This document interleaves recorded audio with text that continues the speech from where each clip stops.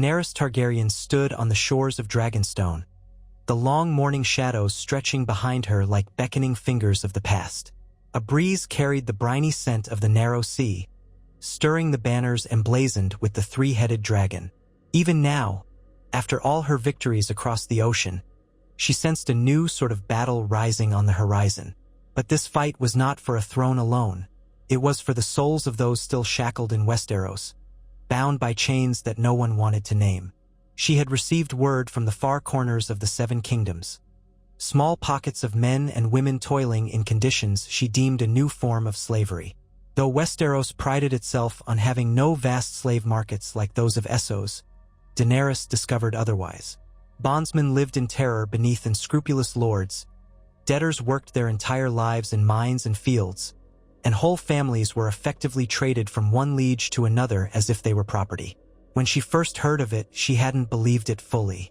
The proud houses of the Seven Kingdoms might be harsh, but to keep people as near slaves? She was determined to root out this hidden cruelty. For freedom was a banner she carried as surely as any Targaryen standard. A hush fell over the shoreline as she mounted her silver mare. Grey Worm rode at her side, unsullied ranks behind him. Their armor glimmered in the nascent sunlight, discipline etched in every line of their formation. They represented her unwavering conviction, a living symbol of liberation.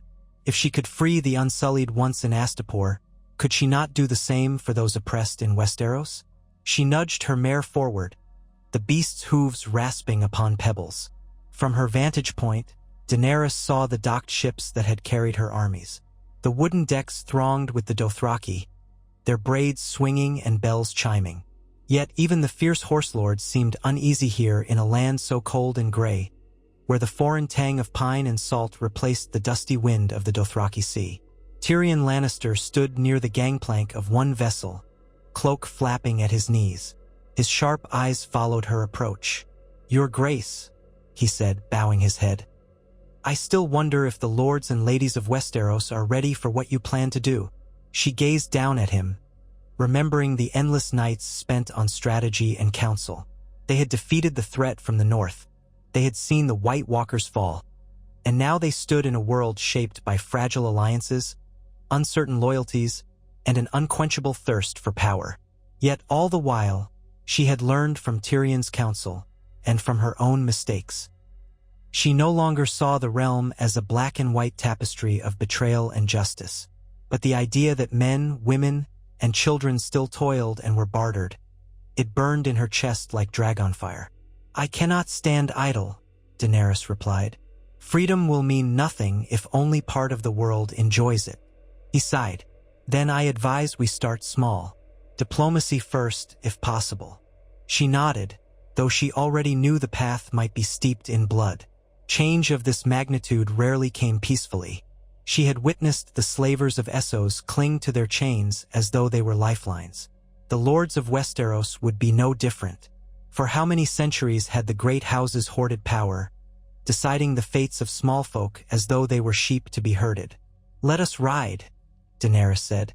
The Unsullied formed a procession, Grey Worm at the forefront with a standard bearer carrying the Targaryen sigil. Behind them came the Dothraki outriders, their stallions snorting in the brisk air.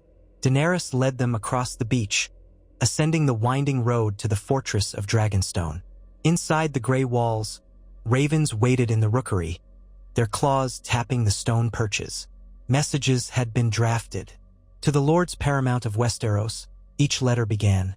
From Daenerys of the House Targaryen, rightful heir to the Iron Throne, breaker of chains, Khaleesi of the Great Grass Sea. The words invited them, demanded them to gather at Dragonstone and treat with her.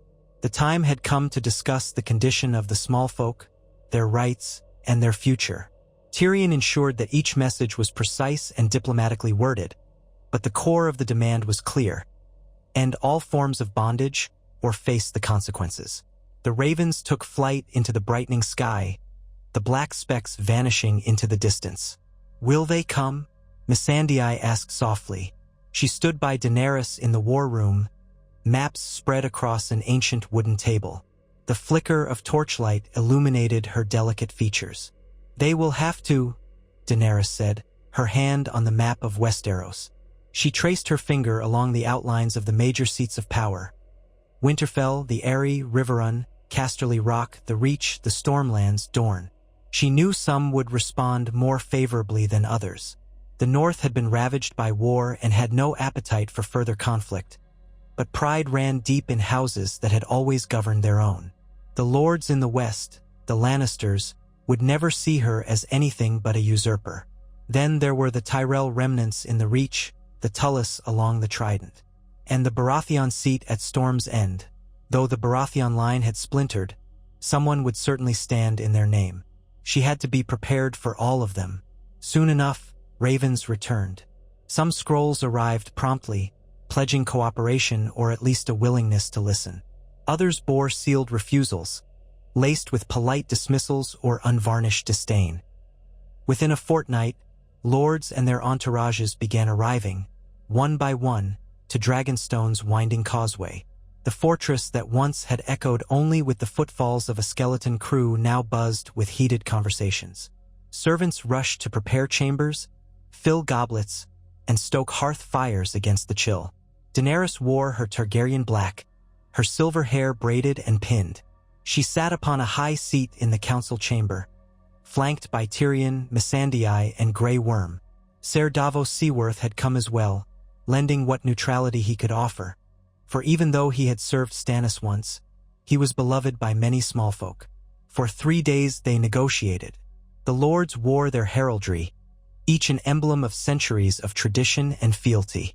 She heard their excuses and justifications.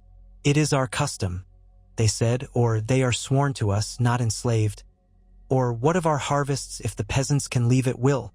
None would openly concede to practicing slavery, for it was widely disdained in Westeros. But the lines were murky. If a peasant could not leave their lord's land without punishment, was that not a chain, albeit invisible? She listened patiently, though anger simmered in her heart. They could not see they were repeating the same rationales that slavers in Meereen had used. They spoke of property, tradition, and stability.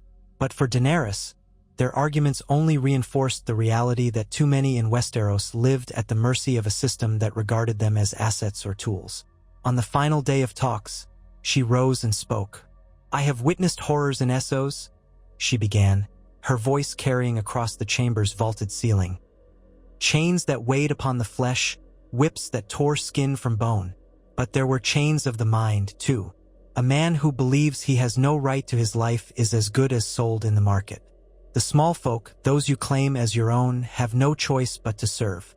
They cannot leave, cannot negotiate their wages or their futures. No, Westeros does not call them slaves. But they are shackled nonetheless. The murmurs rose, discontent and fear swirling among the lords. Some eyed one another as if seeking a unified opposition. Others sat with arms crossed, uncertain. "You speak of turning our entire society upside down," said Lord Grafton of Gulltown. "What of the fields? Who will tend them if these free men decide it no longer pleases them? They may negotiate.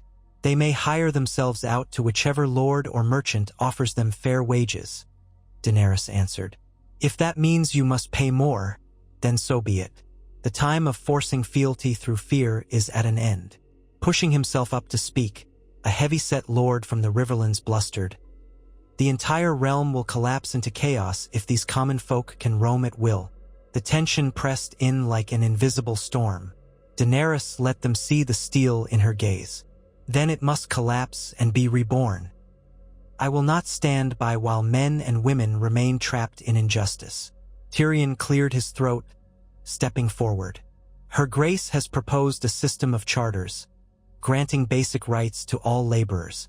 If any lord attempts to punish or detain them without due cause, the crown will intervene. This is not a request, it is an edict."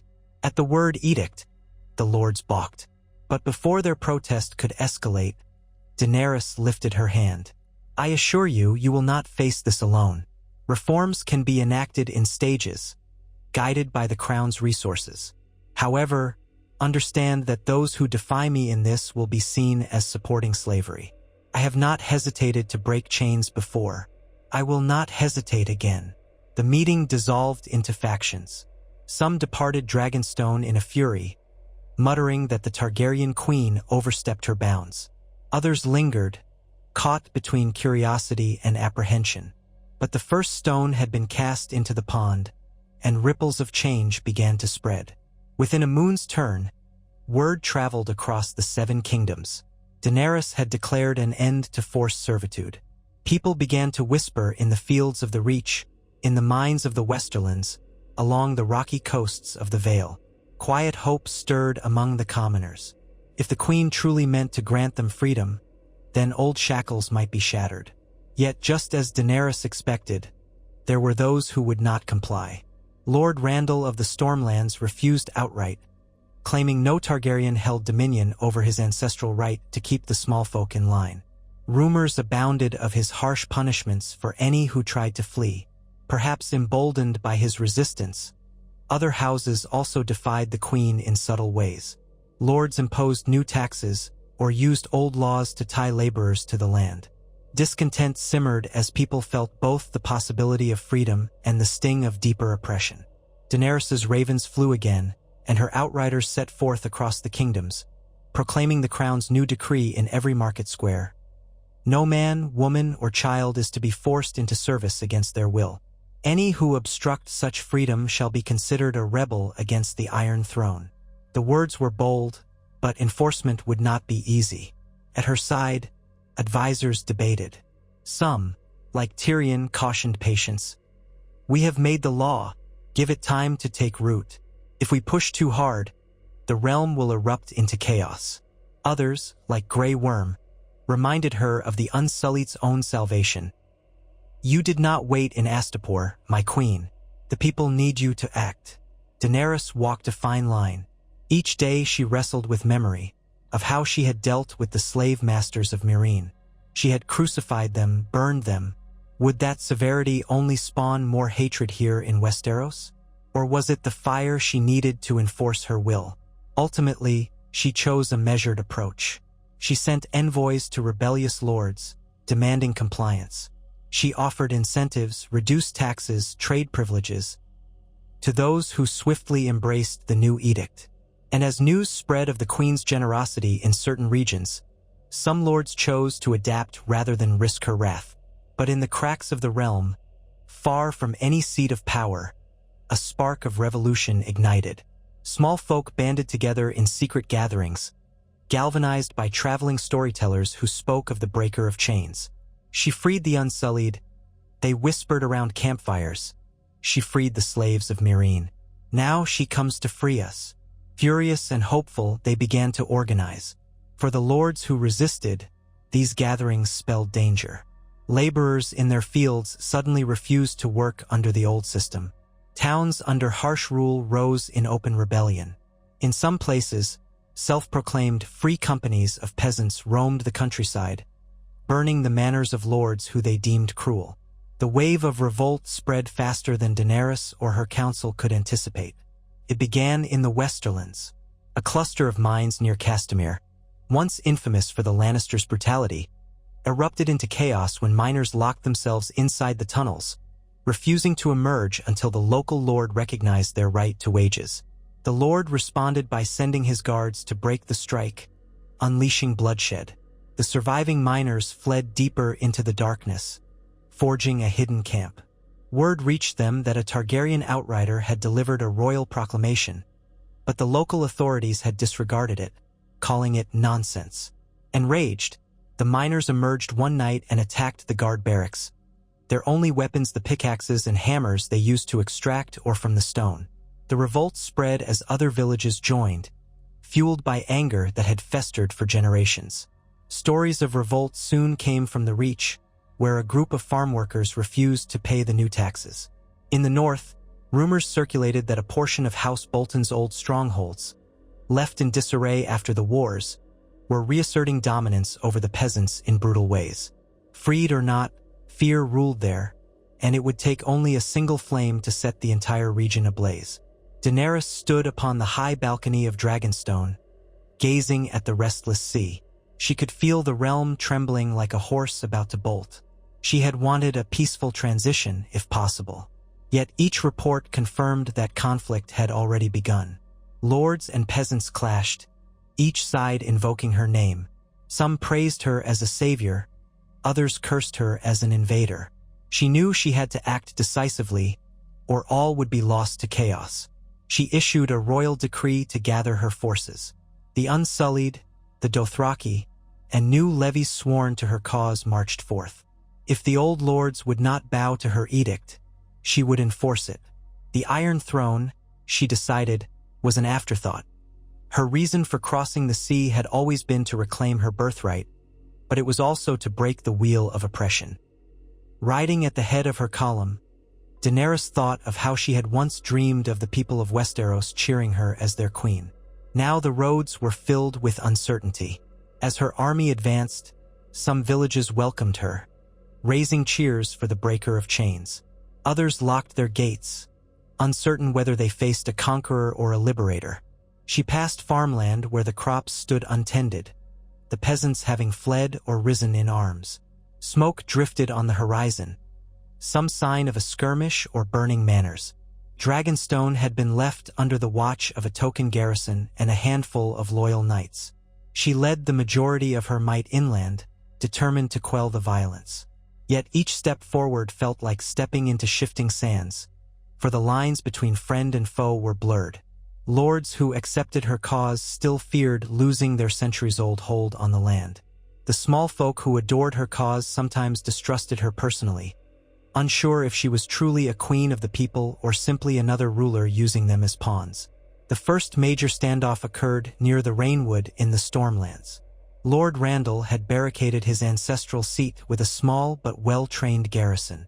Word had come that peasants in the region, emboldened by Daenerys' decree, had demanded wages and rights. He answered with floggings and executions, calling them traitors. When Daenerys' outriders approached, he refused them entry, sending back a severed head of the messenger as a reply. Daenerys wasted no time. With her dragons overhead, Drogon, Rhaegal, and Viserion casting gigantic shadows across the trees, she surrounded the fortress. Grey Worm led a detachment to the gates. Behind them, the Dothraki screamed war cries, brandishing rocks. It was an echo of Essos, but here in the Stormlands, the sky was slate gray, and the forest winds carried the promise of rain. Lord Randall's archers loosed arrows at the dragons, but the creatures soared out of range with contemptuous ease. Daenerys watched from her vantage point, heart pounding. She remembered the day she took Meereen, the catapults and scorpions that tried to fell her children. She had no illusions now. War had begun. A war not just for a throne, but for the freedom of those born into servitude. Drogon roared, unleashing a torrent of flame upon the fortress walls. The stones scorched black. Defenders scattered, scrambling to keep the flames from catching the wooden mechanisms of their siege defenses. Grey Worm gave the signal, and the Unsullied advanced in tight formation, shields raised to protect against arrow fire. A furious battle followed. Daenerys witnessed her men scale the walls while the dragons circled overhead, driving fear into the hearts of the defenders. Lord Randall himself led a desperate charge, but the Dothraki answered with thunderous hooves and flashing steel. In the end, the fortress fell, and Lord Randall knelt, battered and bloodied, before Daenerys. "You would set this realm ablaze," he spat, "just to impose your radical dream. The small folk have always been beneath us. This is the way of the world." She looked down at him, remembering every injustice she had seen in Essos. "That is your world, not mine." With a flick of her hand, she ordered him taken away in chains. Let him see what it means to be bound. Her voice carried cold finality. The news of her victory in the Stormlands raced across Westeros like wildfire. Some lords, fearing the Queen's dragons, hastened to comply with her edict. Others dug in, determined to resist. Meanwhile, the small folk, like seeds in a long barren field, found new life in the promise of freedom. Many took up arms to expel any lord they deemed a tyrant, creating pockets of revolt that answered neither to old lords nor to Daenerys directly. The realm fractured, loyalty scattering in all directions, As though winter's ice had cracked under a sudden thaw, Daenerys tried to re-establish order. She dispatched loyal knights to protect peasants from retaliation, to set up local councils where laborers and landowners could negotiate fair terms. But the wheels of centuries-old feudal tradition did not yield easily. Bloodshed continued. As she pushed further into the Crownlands, she noticed more gatherings of small folk awaiting her approach. They stood along the roadside, ragged but resolute. Some knelt in the mud, thanking her for the chance to be free. Others waved makeshift banners of a three-headed dragon scrawled in charcoal or dye. Daenerys was moved, but she also felt the weight of their expectations. She had to be more than a conqueror, she had to be a just ruler or risk failing them all. Tyrion rode at her side. "We must beware the illusions of power," he said quietly, gazing at the throngs of cheering peasants. One moment they cheer, the next they might turn if they grow disillusioned or hungry. We have to ensure the new system truly works for them. "I will not abandon them, Tyrion," Daenerys replied. "Too many have suffered under lords who see them as cattle. If the cost of liberation is war, then so be it. I never expected a throne without sacrifice." They reached a village near Rosby. Smoke rose from charred ruins. A group of men with scythes and pitchforks, rebels by their ragged attire, clustered around a kneeling knight who was battered and bruised. "We caught him beating a child," one of the rebels said, breathing hard. "He claimed it was his right to discipline the boy. Said we'd never do anything about it." Daenerys dismounted, approached the scene with measured steps.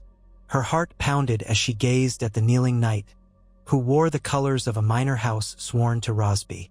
The man glared up at her defiantly. "He was sworn to me," he said through cracked lips. "The boy was my squire, my property to punish as I see fit. You have no right." She could scarcely believe his insolence. "I have every right," Daenerys said in a low voice. "I am the queen, and I have declared all such bondage forbidden." She turned to the rebels. "What do you intend to do?" "We want justice," one of them said, gripping his pitchfork. "We want to be sure men like him don't hurt another child. We'd kill him ourselves if we could." In that moment, Daenerys recalled the many times she had passed judgment in Meereen, how she had balanced law with mercy, how she had sometimes been too harsh or too lenient. Now she had to decide yet again. She looked down at the knight. "You have violated my edict. You have harmed a child in your supposed right as a lord's man." She paused, reading the desperation and fury in the eyes of the small folk. "You will be tried. If found guilty, the penalty will be swift. But I do not grant the right of mob justice. We must have order, or we become the very monsters we seek to overthrow." Tyrion stepped forward to formalize the procedure. The knight protested, but he was bound and carried away to await a hearing before a new local council. The rebels watched with a mixture of relief and frustration, unsure whether they had lost their chance at vengeance or gained something more enduring. Daenerys addressed them. "You must form a council of your own, with representatives from each household. Keep your records. If a landlord or knight abuses someone, present your case to these local councils.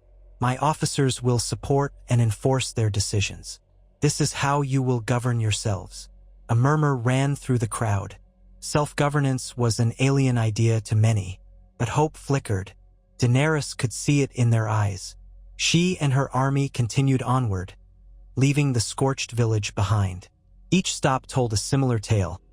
Pockets of violence, small folk clashing with local forces, or local forces terrorizing peasants. Daenerys tried to impose a new structure wherever she went, planting the seeds of councils, law, and accountability. Yet always there were those who resisted, and each day the war of liberation grew more tangled. In the Westerlands, the newly emboldened miners had attacked larger towns, extorting supplies. They claimed to fight in Daenerys' name, but their tactics were ruthless, plundering caravans that refused to pay them. She dispatched a contingent of Unsullied to quell the worst of the violence, instructing them not to slaughter but to restore order, to show these rebels that she did not endorse random destruction. Still, the conflict stretched her forces thin. The shadow of the Iron Throne loomed in the distance. King's Landing itself was a powder keg. Within the city, some hailed Daenerys as a champion of the oppressed. Others feared her as a foreign queen with dragons. The city's rulers, those still loyal to the Lannister name or to the memory of Baratheon kings, scrambled to decide whether to open the gates to her reforms or to hunker down for a siege. Meanwhile, the poor of Flea Bottom erupted in riots, demanding bread, wages, and the removal of any gold cloak who dared to enforce the old ways. The day Daenerys arrived at the outskirts of King's Landing, the city walls bristled with defenders, though it was unclear whom they truly served. She summoned the leading officers to parley. Many refused, sending only messengers who delivered uncertain terms. She waited upon a hill overlooking Blackwater Bay, remembering how she had once laid siege to the city from the sea with her dragons perched upon the walls. But that was a different time. Now her vision was far grander and more fraught with complexity. As night fell, she walked among her campfires, seeing the exhaustion etched on the faces of her soldiers. She heard the distant roar of Drogon overhead, patrolling the skies. Her dream of freeing the small folk had led to chaos, rebellion, and war. Yet she knew in her soul that the fault lay not in the idea of liberation, but in the entrenched power of those who refused to yield. Had she truly believed it could be easier? Suddenly, a messenger arrived, dusty and breathless. He carried news from the north. Sansa Stark, Lady of Winterfell, had called her banners, not to oppose Daenerys, but to stand with her. Word had reached Winterfell of the Queen's edicts, and though the north distrusted southern rulers, they saw a chance at forging a new pact. The common folk in the north demanded to be heard too, especially after the devastation of the war with the dead. So Sansa had decided to support Daenerys' cause, albeit cautiously. She had marched south with a modest force, hoping to broker a stable peace for the north, but also to ensure that the small folk's newly promised freedoms would be recognized. Daenerys closed her eyes, relief coursing through her. An ally as shrewd and respected as Sansa could shift the tide, showing the rest of the realm that her cause was no mere whim. If the Lady of Winterfell could stand with the breaker of chains, perhaps more lords would reconsider. She sent immediate word back, welcoming Sansa's approach. The days that followed were rife with tension. Inside King's Landing, people whispered of rebellion. The Goldcloaks found graffiti on the walls praising Daenerys and cursing the lords who perpetuated inequality. Food was scarce, and the city populace had grown weary of their uncertain fates. The Red Keep, still in partial ruin from past conflicts, housed a confused council of nobles, each vying for influence. Some urged negotiation with Daenerys, others wanted to resist to the bitter end. When Sansa arrived with her northern retinue, among them Brienne of Tarth, Podrick Payne, and a cadre of seasoned warriors, she rode into Daenerys' camp under a banner of peace. Tyrion greeted her with cautious warmth, old tensions still flickering in their eyes. At a private meeting in Daenerys' command tent, Sansa surveyed the makeshift map pinned to a table. Her eyes flickered over the reports of revolts, the pinned notes of loyal or rebel lords.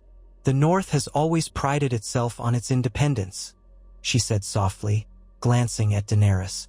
But we have known oppression too in different forms. The Boltons, the threat of the Night King. We want no more shackles.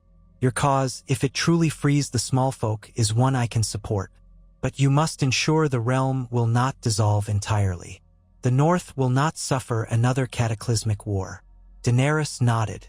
I promise you, Sansa, that I seek a stable peace, built upon justice. But the old order will not yield easily. Their gazes locked, a moment of understanding passing between them. They were no longer simply two women clashing over a throne or over old grievances. They were leaders, both shaped by suffering, who now strove to guide a realm in upheaval. They made plans to approach the city with an offer of negotiation, one that demanded the immediate acceptance of Daenerys' edicts regarding freedom for all, along with the establishment of new councils that would give the small folk a voice. In return, the Queen would guarantee no sack of the city, no indiscriminate vengeance. At dawn, Daenerys mounted Drogon and flew toward the walls, accompanied by Rhaegal and Viserion in a show of power. Sansa led a combined host of Northmen and Unsullied to the gates, demanding audience with whoever claimed authority within. The city's defenders quivered, uncertain whether to loose arrows at the monstrous shapes above or to flee. A parley was called near the battered gates. The ragged nobility of King's Landing emerged, flanked by gold cloaks, all looking wearier than Daenerys remembered. Their leader for the moment seemed to be a lord by the name of Stoughton, a minor functionary who had somehow risen through the power vacuum. Lord Stoughton's voice trembled as he addressed Daenerys. "Your Grace, the city is in dire straits. We have food shortages. The small folk riot daily. We cannot hold out against dragons and armies. But we fear what your new laws mean for us, for our houses, our lineages." Daenerys landed on Drogon in a swirl of dust, dismounting gracefully, though her heart pounded. The stench of the city rolled over her, the memory of war and dragonfire. "I offer peace," she said clearly. "Open your gates. Accept my edict that all men and women within these walls are free to choose their futures, and you may keep your titles under a reformed system. Resist, and I will show no mercy to those who deny freedom to the people." A hush settled. Lord Stoughton's eyes darted from the dragons to the mass of troops. He seemed trapped. Finally, he spoke. "We accept." The gates creaked open, and Daenerys' forces entered the city. She commanded her men to maintain order, forbidding looting or violence. The gold cloaks were disarmed unless they swore loyalty to the new queen's cause. A wave of uneasy relief swept through the streets. Commoners gathered at corners, peering out at the Unsullied, at the Northmen, and at Daenerys herself as she passed on horseback, flanked by Sansa and Tyrion. In the grand courtyard before the Red Keep, Daenerys halted. She looked up at the damaged towers, recalling how the bells once told a false surrender years ago, leading her to rage. She would not repeat that mistake. She dismounted, motioning for her knights to stand aside. Sansa stood to her left, expression stern, while Tyrion hovered near, watchful. Citizens massed around them, murmuring in hushed tones. Many knelt, others stared defiantly. She raised her voice. "People of King's Landing, I am Daenerys Stormborn of the House Targaryen. I claim the Iron Throne by blood and right. But more than that, I claim the duty to ensure your freedom. From this day forth, no one in this city shall be bound to a lord's will by force. No man, woman, or child shall be shackled or flogged for disobedience. You are free to walk away from any lord who treats you unjustly. Any who violate this edict shall be punished." The crowd stirred, uncertain at first. Then a surging cry rose from hundreds of throats. Hope, fear, anger, gratitude, and disbelief mingled in a deafening cacophony. Daenerys had never heard such a roar, a sound that carried all the contradictions of revolution. She climbed the steps of the Red Keep, passing the blackened rubble left from previous battles. At the top, she paused where the Iron Throne once sat in the Great Hall, now partially refurbished but still missing sections from the earlier destruction. She stood there without seating herself. Let the realm see that the throne was not her final goal, she thought. It was what it represented, a realm under her rule, but with the chains broken forever. Yet beyond the cheering crowds lay a fractured countryside, with pockets of resistance and roving bands of rebels. The war was not truly over. She would have to press her cause throughout every corner of Westeros, forging alliances, building local councils, and stamping out tyrannical lords. The scale of the undertaking staggered her, but she knew she must see it through, lest chaos devour everything she had worked for. For the next several days, Daenerys established a provisional governance in King's Landing. She summoned scribes to record new laws, forming a council that included representatives from the city's guilds, merchants, and common folk. She named Tyrion her hand once more to oversee the day-to-day affairs. Sansa agreed to serve as an advisor, ensuring the North's voice was heard. She appointed Grey Worm as commander of the City Watch, trusting his unwavering discipline to keep order without oppression. Still, at night, as she walked the corridors of the Red Keep, the memories of her own past rebellions haunted her. She thought of the moment she broke the chains of the Unsullied. She had done so with righteous fire, and it had led to a new era in Meereen eventually. But it had also brought strife, sabotage, the sons of the Harpy. Here in Westeros, the pattern repeated on an even grander scale. She dreaded the possibility of endless cycles of violence. Could she hold everything together long enough to build a new world? One evening, she conferred with Sansa and Tyrion in the map room. The painted table depicted the 7 kingdoms in vivid detail, though chipped and faded in spots. Missandei took notes while they spoke, her quill scratching the parchment. "We have to send delegations to the Vale, the Riverlands, the Reach," Tyrion said, tapping the table. "Some lords there claim they support your cause, but we need to ensure they enact the reforms. Others remain hostile. There are rumors the remnants of House Tarly have rallied men, refusing to let go of their old ways." Daenerys's lips thinned. "We cannot march the entire army to each rebellious stronghold.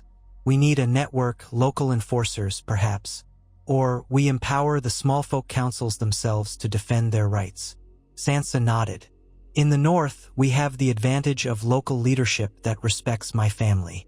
I can quell dissent there. But further south, you'll need men they trust, Westerosi knights and bannermen. Your foreign armies will still face suspicion." Daenerys acknowledged the truth in that. "We can start by recruiting from lords who have pledged themselves to this cause. The Tyrell remnants in the Reach might help, if properly approached. They have farmland and influence among the small folk." Their discussion wore on late into the night, hammering out details for a realm-wide transformation. Yet all the while, Daenerys sensed the swirling uncertainty. Even if she succeeded, how long before greed and ambition led some new lord to try to reimpose oppression? Was there a final victory in such a struggle? Nevertheless, she refused to yield to doubt. For every battered peasant who looked at her with hope in their eyes, for every child who might never again feel a whip's sting, she pressed forward. The next day, she departed King's Landing with a contingent of her most loyal forces, heading west to confront the pockets of rebellion in the Reach and Westerlands. Sansa remained behind with Tyrion to govern the capital. As Daenerys rode out of the city gates, the crowds once again gathered. Some cheered, throwing flowers. Others watched silently, arms folded. She led her people across the rolling plains beyond the Blackwater, the sun glinting off armor and spear points. Above, the dragons soared, their shadows rippling over the golden fields. Though the war for the realm's freedom was far from done, Daenerys felt a renewed sense of purpose. The small folk rebellions, the High Lord's defiance, the complicated alliances, these were but the labor pains of a new age. If she could shepherd Westeros through this tempest of revolt and upheaval, she might truly earn the title breaker of chains. And if not, then she would still stand by her vow, to bring freedom or to die trying.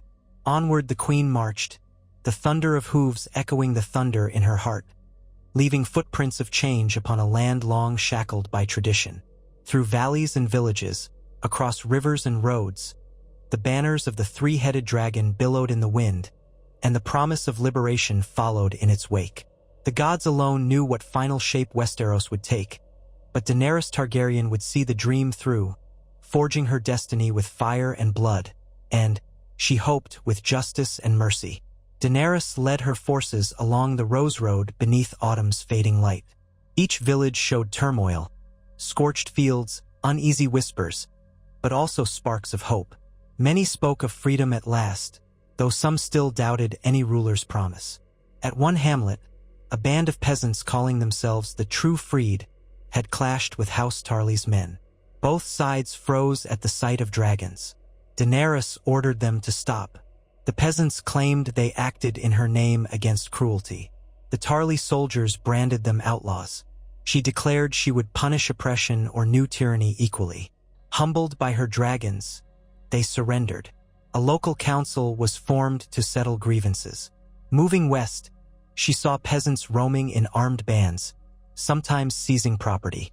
She dispatched unsullied patrols to curb such excesses. Rumors soon reached her that House Tarly had fled rather than face dragonfire, allowing her to install a loyal steward. Laborers in those fields now shared harvest profits instead of being exploited. In a thriving market town, villagers proudly showed off their new council of tradesmen, farmers, and knights. They offered Daenerys a humble feast, crediting her reforms for giving them a voice. She felt renewed conviction, knowing many corners of the land still resisted change. Tyrion's ravens reported that Sansa Stark worked tirelessly in King's Landing to keep the capital stable under Daenerys' edicts, despite stubborn opposition from some southern lords. Yet the realm's wounds ran deep. The Iron Islands resisted outside rule. Pockets in the Westerlands clung to old feudal ways. Daenerys reminded herself of the Unsullied's journey, from enslavement to chosen loyalty. The small folk of Westeros could share in that same freedom if she persisted. She recalled how each liberated city in Essos eventually took root, though not without pain and conflict. At dusk, by torchlight, she read new dispatches describing the mixture of revolt and reform spreading through the Reach. She vowed to protect those who strove for justice against any who sought to reinstate shackles. Victory required constant vigilance. When dawn broke, Daenerys mounted her mare. Grey Worm led the Unsullied in disciplined ranks, while Dothraki outriders scouted the horizon. Overhead, her 3 dragons soared, their presence a testament to the awe and dread she commanded. Yet the throne she claimed meant little if the people remained captive. She would not rest until Westeros learned that true freedom demanded mutual respect, fairness, and, when necessary, the will to break every chain. One village at a time, she pursued that dream, determined to see it bloom across the realm she had once only heard of in stories. Now it was her home, and she would spare no effort to ensure its people stood unshackled, forging their own fate under a queen who vowed never to abandon them. That night, beneath a canopy of stars, Daenerys gazed at the silent fields and knew her mission was far from finished. Yet she felt a fierce satisfaction. For the first time, Westeros stirred with the promise of real freedom, and she would see it through, whatever the cost. Daenerys rose before dawn, her breath clouding in the crisp air. The sky had not yet surrendered to sunrise, and in that quiet half-light she could almost imagine Westeros peaceful, as though the night's veil hid the brewing storms of rebellion. A soft breeze coaxed the tall grasses to sway around her tent, and when she closed her eyes, she heard the rustle of silks in Meereen, the clink of chains in Astapor, and the thunder of Dothraki hoof. Yes, on Essosi plains, the ghosts of her past seldom offered comfort, but they reminded her of why she was here. She had broken chains in one land and vowed to break them in this one too. She stepped outside and found Grey Worm already awake, overseeing the change of guard. Even in the dim light, she saw the discipline in the Unsullied ranks, their weapons polished, their armor meticulously strapped. A silent and steadfast presence. They had stood at her side through countless trials, from Slaver's Bay to King's Landing. If the small folk of Westeros could learn even a fraction of that devotion chosen in freedom, not demanded by fear, she believed the realm might find a lasting peace. A few paces away, Jorah Mormont rubbed sleep from his eyes. He offered a polite nod. Though their relationship had weathered betrayals and heartbreak, he remained loyal, always near enough to counsel and protect. Nearby, a small knot of Dothraki hunched around a dying fire, muttering about the chill. Daenerys' presence with them in these early hours was partly an act of leadership, letting her men see she shared their hardships. But it was also a reminder to herself that she, too, must endure every challenge as they did. She mounted her silver mare as the first edges of dawn touched the sky with pale gold. Over the last days, she and her retinue had pressed deeper west of the Crownlands, following the Rose Road toward where it intersected with the gold-rich hills that marked the eastern verge of the Reach. The land was fertile here, despite the signs of conflict that marked many of the villages. Burnt ruins, scattered tools, footprints of entire families who had fled in haste. Some had clearly been evicted by lords outraged that their once-bound peasants dared to claim independence. Others had formed makeshift militias, declaring loyalty to the breaker of chains, but resorting to violence in her name. She guided her horse through the sprawling camp. The Unsullied stood in ordered rows, the Dothraki were preparing to ride out, and several Westerosi knights wearing improvised badges, either the three-headed dragon of House Targaryen or the white direwolf of House Stark, helped break down tents. It was a new sort of coalition for this land, foreign warriors united with northern and southern men who believed in a queen's radical vision of freedom. Daenerys felt a twist of apprehension. Such alliances were fragile, as the knights came from families steeped in feudal tradition, but many had chosen this path to escape the cruelty of certain overlords. By mid-morning, the column was moving at a steady pace along a road that once bustled with trade. She recalled Tyrion's lessons about the Reach's bountiful harvests and fertile plains. This was the breadbasket of Westeros, but conflict had left many fields fallow, or worse, ravaged by peasants who sought to destroy the property of lords they hated. A sense of waste weighed on Daenerys's heart. All that potential, tarnished by centuries-old customs that refused to yield to progress. They passed a once thriving roadside inn, now charred to blackened timbers, likely set ablaze by raiders who might have called themselves rebels or lords' men. No one could be sure anymore. Nearby, a small orchard remained intact, its apple trees heavy with fruit. A group of hungry peasants lingered there, taking advantage of what the orchard offered. They saw Daenerys's banners and froze, uncertain whether to run or beg for mercy. One older woman, stooped with age, clutched an apron filled with apples to her chest. Daenerys raised her hand, halting her vanguard. The Dothraki and Unsullied parted to let her through. She trotted up to the orchard and dismounted, noticing how the peasants edged back. Slowly, she approached, mindful that even a gentle queen with a dragon sigil could be terrifying to those who had known only oppression. "There is no need to fear," she said. "I am Daenerys Targaryen." The old woman's eyes brimmed with tears. "We've heard of you," she whispered. "They say you're here to free us, but they also say war follows you." Daenerys tried to speak calmly, gently. "War followed me, yes, because there are those who resist the notion that no one should live in chains. I don't deny blood has been spilled, but I do not seek to harm you." A gaunt young man, perhaps her grandson, shifted the crude spear in his hands. "We heard your men let the small folk speak for themselves, but the lords who lived here, Tarly men, used to beat us if we dared question anything. Then some rebels came, claiming to fight for you, and burned the inn to drive out the Tarly soldiers. They threatened to burn our homes, too, if we didn't join them. So we fled." Daenerys's heart clenched. "I'm sorry you've been caught in the crossfire. My men will help you rebuild if you wish. For now, gather what you need. No one will punish you for taking apples from a land that should rightfully sustain you." Grey Worm moved closer, holding up a hand to signal a few Unsullied to approach. He offered the peasants water from the army's supply wagons. The old woman accepted it gratefully, and the tension in the group lessened. Daenerys took note of the orchard's healthy condition. Once properly harvested, it might feed many. With the Tarly presence gone, it now fell to her stewards to manage. She decided on the spot that the orchard would remain communal for the nearby villages until winter's end. After ensuring the peasants had enough provisions to survive the coming weeks, Daenerys mounted again and continued onward. Such encounters were common now. The realm lay shattered into fragments, each with its own crisis. For every tale of lordly cruelty, there was another of rebel brutality. Restoring order demanded tireless patience, a concept that clashed with Daenerys's fiery instincts. In Essos, she had learned that a queen must temper vengeance with mercy, or risk becoming what she despised. But in Westeros, the lines were blurred anew, for tradition and authority ran deep here. Close to midday, they reached a larger settlement built along a shallow river. Smoke rose from chimneys rather than charred ruins, an encouraging sign. Scouts reported that a local collective of small folk had formed a council, which recognized Daenerys's edicts. This council, calling itself the Rose Road Assembly, had begun collecting modest taxes to maintain a small militia and keep the peace. People of differing trades, farmers, millers, carpenters, shepherds, had seats on this council.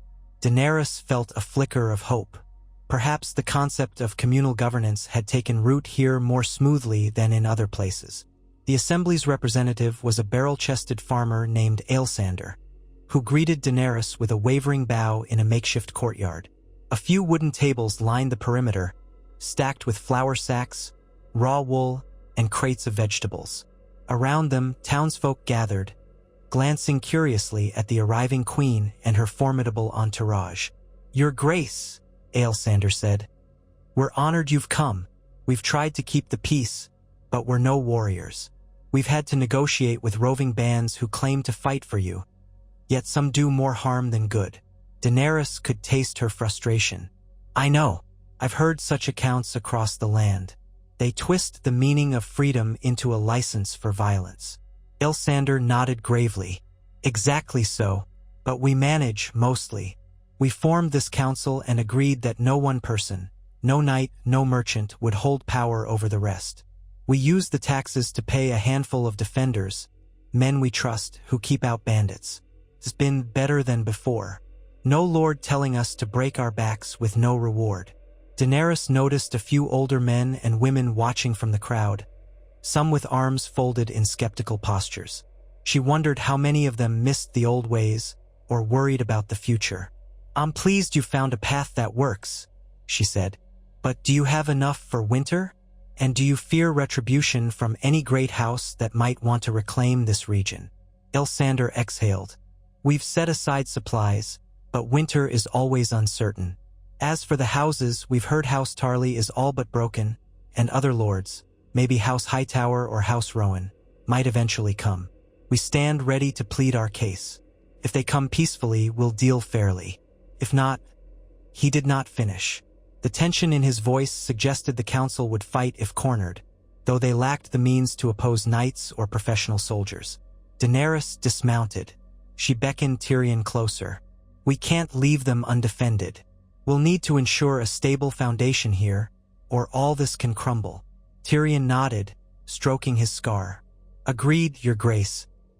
Perhaps we can station a small contingent of Unsullied and a local knight known to be sympathetic to your cause. Keep them only long enough to stabilize relations. That should discourage any minor lord from seizing the region by force." Daenerys agreed. They worked out an arrangement. A dozen Unsullied, led by a capable sub-officer, would stay behind. 2 loyal knights, each from lesser Westerosi houses that had pledged to Daenerys, would advise the council and help train a more disciplined militia. In return, the council would feed and house these troops. In doing so, Daenerys hoped to weave the small folk's budding governance into the broader tapestry of her rule, without forcing them back into feudal subjugation. It was a delicate balance, but the assembly seemed optimistic. She lingered in the village longer than she had planned. Tyrion and Missandei set up a corner of the assembly hall, an old stable refitted with benches, to record local decrees in writing. Grey Worm assessed the settlement's defenses, finding them rudimentary but salvageable. A blacksmith offered to forge new spear tips if provided iron. By twilight, they had formed a plan that, in theory, would allow the settlement to hold its ground.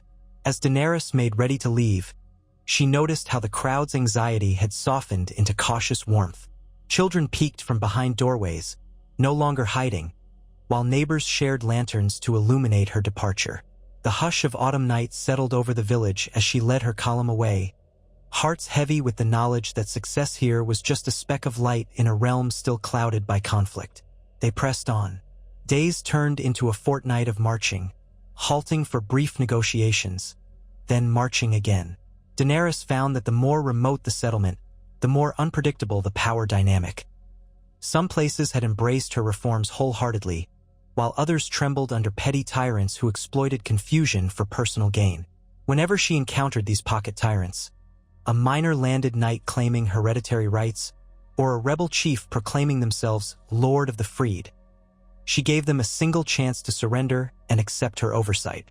Many did, especially when Drogon circled overhead, blotting out the sun. Those who refused met a swift end at the points of unsullied spears or the slash of Dothraki rocks. Gradually, her forces approached the fringes of House Hightower's influence, near Old Town. Though the city itself had so far remained distant from her direct involvement, rumors spread that its leadership watched her progress with unease. The Hightowers, second only to the faith seat of power within the city, were known for their wealth and ancient lineage. Daenerys wondered if they might be more pragmatic than the Tarlys, willing to concede some authority in exchange for retaining their name and wealth. Tyrion believed they would bide their time, waiting to see if her campaign unraveled on its own. One evening, as her army made camp in a windswept plain, a group of riders approached under a banner of parley. Ser Brendan Beesbury led them, a knight sworn to House Hightower. He bore a courteous demeanor, though his wary glances at the Dothraki did not go unnoticed. Daenerys greeted him in her pavilion, flanked by Grey Worm and Tyrion, while the dragons rested beyond a low ridge. Ser Brendan bowed. "Your Grace, I come on behalf of Lord Leighton Hightower. He wishes to maintain the peace. We have no interest in open warfare, but we have concerns about these changes you impose." Daenerys studied the man's expression, seeing polite hesitation. "I welcome peaceful discourse. What does Lord Hightower propose?" The knight cleared his throat. "He suggests a compromise. Certain reforms, yes, but not a complete upheaval of feudal duties. He fears trade will collapse if the peasants can walk away from their obligations at will. Old Town thrives on commerce. If laborers abandon the farms, the city starves and trade falters." Tyrion interjected, voice smooth. "If laborers abandon the farms, might that not indicate the lords have treated them poorly? People rarely flee fair conditions. Encourage your lords to offer just wages, and workers will want to stay. Commerce may thrive all the more if peasants can invest in their own livelihood." Ser Brendan blinked, considering. "Perhaps so, but Lord Hightower also wonders. If you encourage councils everywhere, might it erode all house authority? Where do the lines of power end?" Daenerys could not hide her impatience. "The lines of power must shift if we are to end abuse, but I do not plan to eliminate every house. Old Town may remain under House Hightower's stewardship, provided they accept that no man or woman is bound against their will. They must form councils that represent the laborers and artisans, giving them a voice in governance. In truth, that might strengthen your city's prosperity." The knight hesitated again. Lord Hightower might be open to negotiation. He'd be willing to host a delegation in Old Town to discuss terms more thoroughly. He has concerns about the faith as well. The Starry September holds great influence, and the High Septon has not declared where he stands on your reforms. Daenerys remembered well the power of religion in Westeros. She had seen the faith militant terrorize kings landing under the High Sparrow's tyranny. The faith could be a formidable ally or an equally formidable enemy. She inhaled slowly. "Tell Lord Hightower I will send envoys. Perhaps we can avoid bloodshed. But understand, my terms regarding freedom are not negotiable. If he will not embrace them, conflict is inevitable." Ser Brendan bowed again, a flicker of relief crossing his face. "I will relay your words, Your Grace." He departed soon after, leaving Daenerys pondering the path ahead. Peaceful integration of houses like Hightower would give her a foothold in the southwestern heart of Westeros. Yet she sensed that even well-meaning lords would balk at the depth of her reforms. Tyrion offered a wry smile.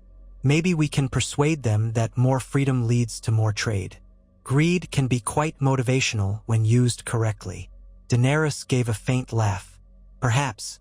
Let's see if it's enough to overcome their fear of losing control." In the following days, she dispatched a small envoy toward Old Town, a handful of knights and scribes, along with Missandei, whose diplomatic grace might soothe tensions. Daenerys herself continued her circuit through the lands just north of the city, ensuring rebellious factions did not rise in her wake. Wherever possible, she established or reinforced councils, urging them to communicate with her envoys in King's Landing. The hope was to weave a unified network of local governance under the banner of the Iron Throne. As she traveled, ravens delivered news of Sansa Stark's continued success in stabilizing King's Landing. The capital, once a simmering brew of riots and noble scheming, had begun to calm. The new city council, comprised of tradesmen, goldcloaks loyal to Grey Worm, and minor nobles willing to adapt, had cracked down on robberies and formed rudimentary wage laws. Flea Bottom's poor still had it hard, but they were no longer facing random execution for petty crimes. The shift was slow, but it was real. Daenerys took heart in these reports. It meant at least one part of the realm was learning to function under her edict without constant bloodshed.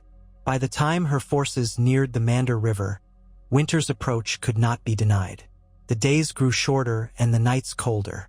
A raw wind swept across the water, and the trees along the banks bore leaves turned to mottled yellows and reds. The terrain reminded Daenerys of her earliest glimpses of Westeros, green and vibrant, yet tinged with a hint of foreboding about the season to come. She considered sending some of her Dothraki back east for the winter, but the horse lords refused. They had pledged themselves, as free riders, to follow their Khaleesi wherever she went. The vow was voluntary. Daenerys had never used compulsion on the Dothraki, but loyalty born of respect ran deeper than the forced loyalty of any feudal vow. After crossing the Mander at a broad ferry, her column encountered a small keep that had once belonged to a minor vassal of House Tyrell. A battered sign identified it as Sweet Flower Hold. Rumor said it was now in the hands of a self-appointed freed lord, who had come from the ranks of the common soldiers after the lords of the castle fled. Daenerys approached with caution, uncertain whether she faced an ally or a would-be tyrant in peasant's clothing.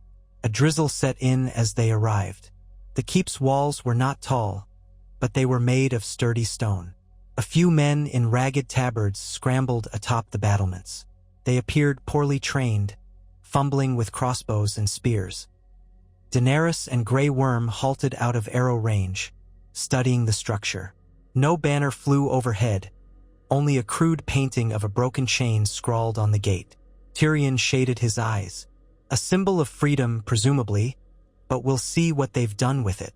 Daenerys directed a single herald forward, bearing her standard and calling out in a loud voice, "By order of Daenerys of the House Targaryen, breaker of chains, approach under parley, or we shall approach by force." The men on the walls hesitated. Eventually, the gates creaked open. A short figure emerged, flanked by half a dozen guards carrying mismatched arms. They looked every bit like peasants who had looted an armory. The short man wore a battered steel helm that seemed too large for his head, perched above a pair of shrewd eyes. He introduced himself as Ben Blackfoot, leader of Sweet Flower Hold. "I heard you were coming, Queen Daenerys," he called, his voice wavering between courage and fear. "We took this castle from the lord who owned it. He fled like a frightened cat when the small folk rose up. We've done as you said, freed ourselves from tyranny."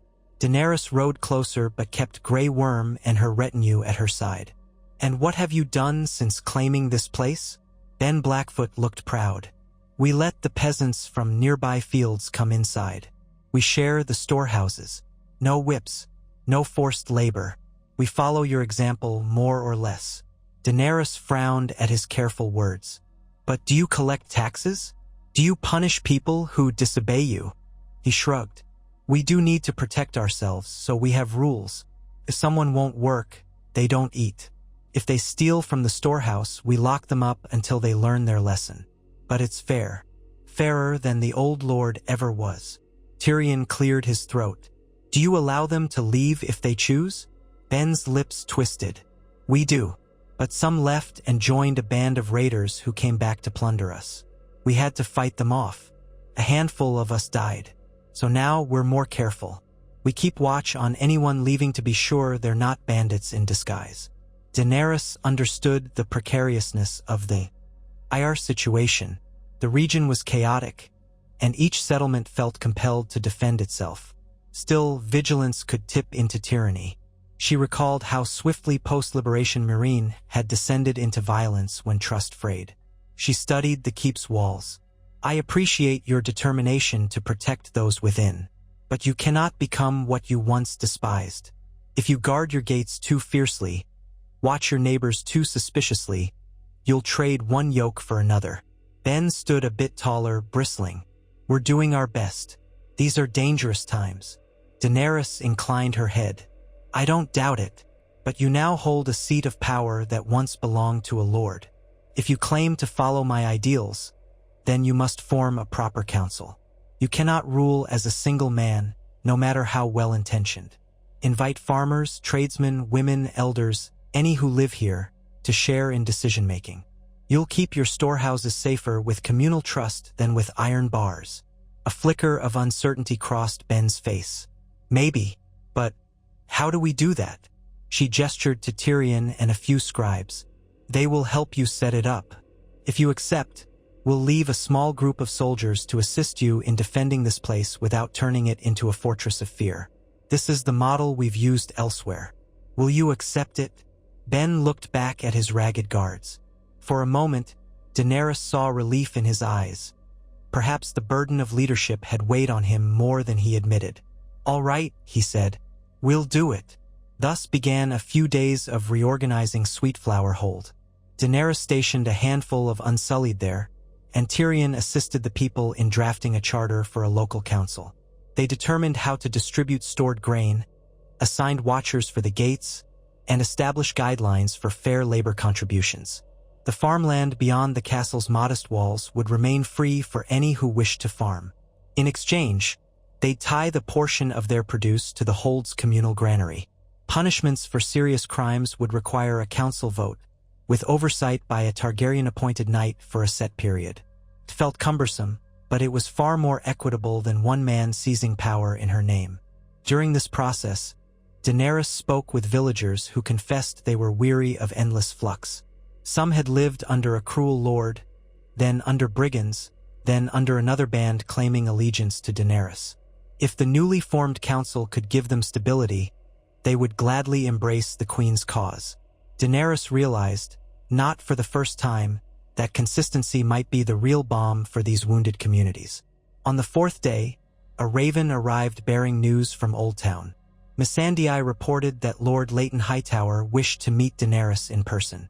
He had concerns about how far her reforms might go, especially regarding the role of nobility in a world where councils reigned.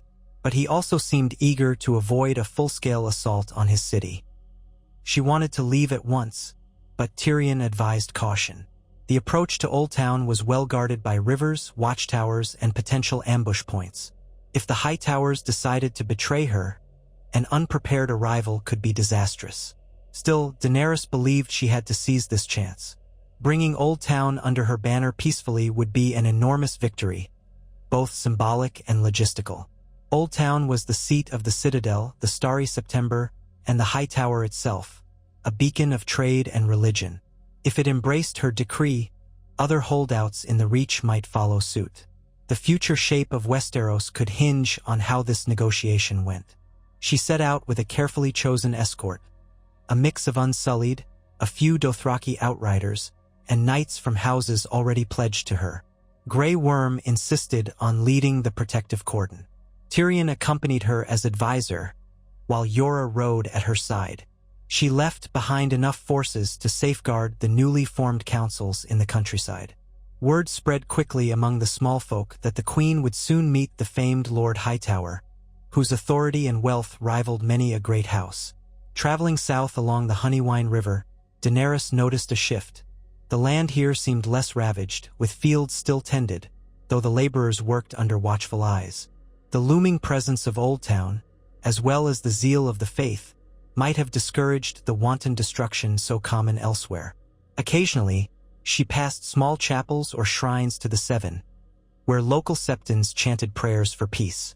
She did not doubt that some prayed for deliverance from her revolution. On a crisp morning, the city's skyline came into view.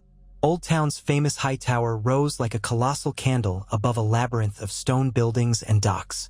Mists drifted off the Honeywine, shrouding parts of the bustling port. Daenerys paused on a ridge to take in the sight. Dragonstone spires, tall ships on the river, and a half-dozen skiffs ferrying goods to market. A pang of excitement mingled with her anxiety. She thought of all the knowledge stored in the Citadel's vaults, all the septons sworn to the Starry September, and of how each of them might react to her edict. A small delegation from House Hightower waited outside the city walls, led by Lady Melora Hightower, one of Lord Leighton's daughters. She sat astride a white mare, flanked by knights in shining half-plate. Unlike some ladies of Westeros who disliked direct involvement, Melora greeted Daenerys with calm confidence, studying the Queen's party with open curiosity. "Welcome to Old Town, Your Grace," Melora said. "My father sends his regards. He awaits you in the High Tower." We have prepared quarters for you and your retinue." Daenerys inclined her head. "Thank you, my lady. I hope our meeting will set a peaceful example for the rest of the realm." A ghost of a smile touched Melora's lips. "We share that hope."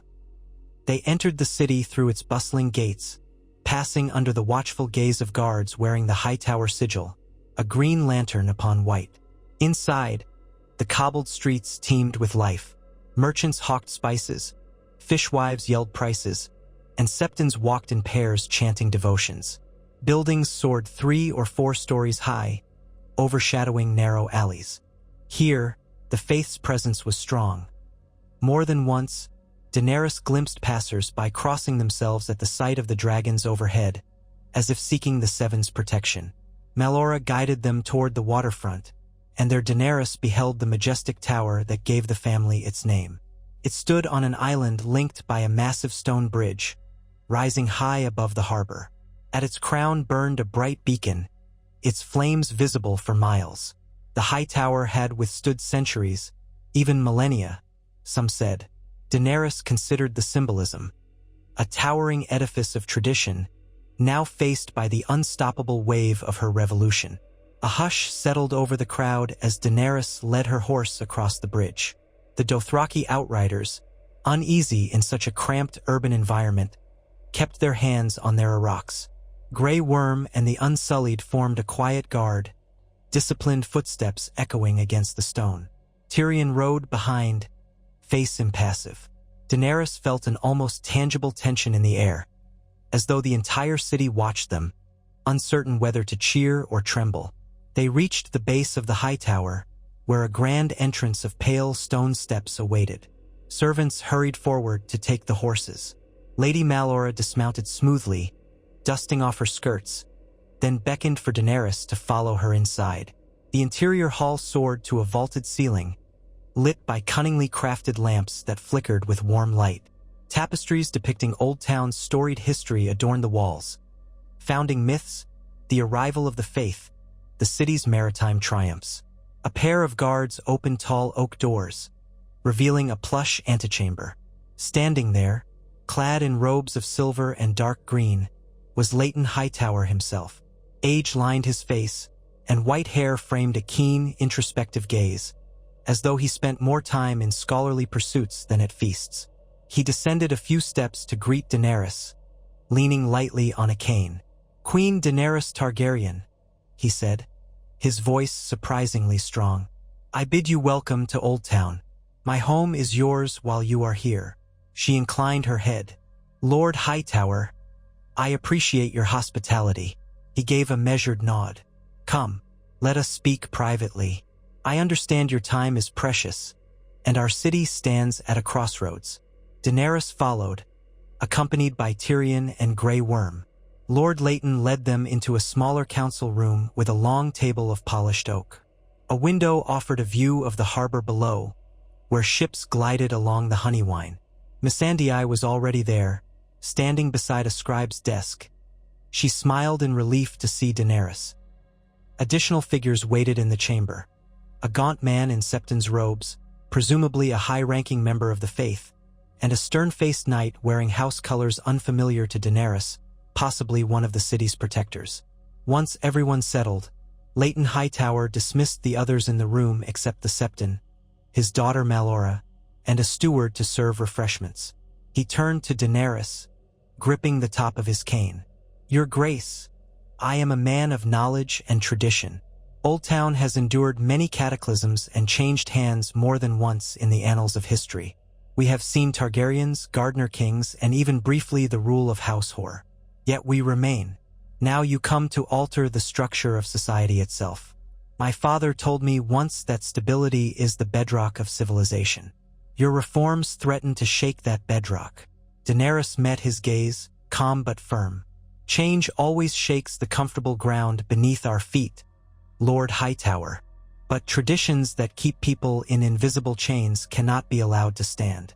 There is no reason your city cannot thrive with free men and women, each choosing their place rather than being forced into it." The old man's expression was difficult to read.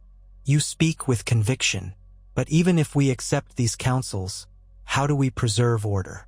If the faith stands behind you, that might quell some fears, but as of yet, the High Septon has remained silent, and the Citadel is cautious by nature. Tyrion interjected smoothly. We propose an accord. Old Town can remain under House Hightower's leadership, with the city's guilds and laborers forming representative councils. Those councils will have the right to negotiate wages, living conditions, and local laws, with final oversight from you, unless a matter directly violates the Crown's edicts of freedom. In that event, the Crown steps in. Leighton folded his hands on the cane. You'd have me share power with fishermen's sons and stable boys. That is quite the departure from how Old Town has been governed for centuries.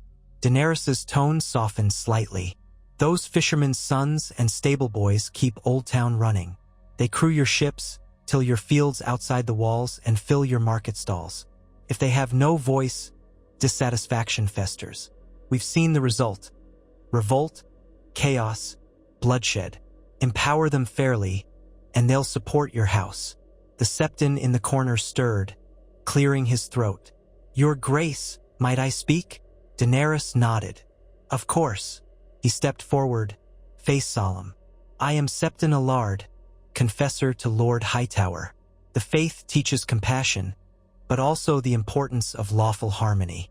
If we embrace your reforms, how do we ensure that the law remains guided by the Seven's virtues, rather than slipping into anarchy? Daenerys recalled her experiences with the faith militant, but she kept her voice measured. I will not undermine your teachings, Septon. The Freedmen's Councils do not replace the moral code of the realm. They only ensure that the smallest voice is heard. Indeed, the faith can guide them if it chooses, but forcing people to labor against their will is neither compassionate nor just.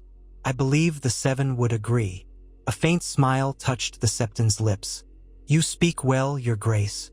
Leighton tapped his cane softly. Let us suppose we agree in principle. There remain logistical matters. The Citadel's reaction, the trade guilds, and the lesser houses sworn to Hightower. We must proceed carefully. Daenerys nodded. Careful is acceptable so long as we do not stall indefinitely. I am prepared to help you. My soldiers can keep order until the new system is established. Or, if you prefer, we can station only a minimal contingent for your protection. I have no desire to become your jailer, Lord Hightower, but I also cannot allow the small folk to be forced back under a yoke. He studied her for a long moment. I see. Very well. Let us spend the coming days drafting the specifics of this accord. I will invite representatives from the city guilds, as well as from the countryside.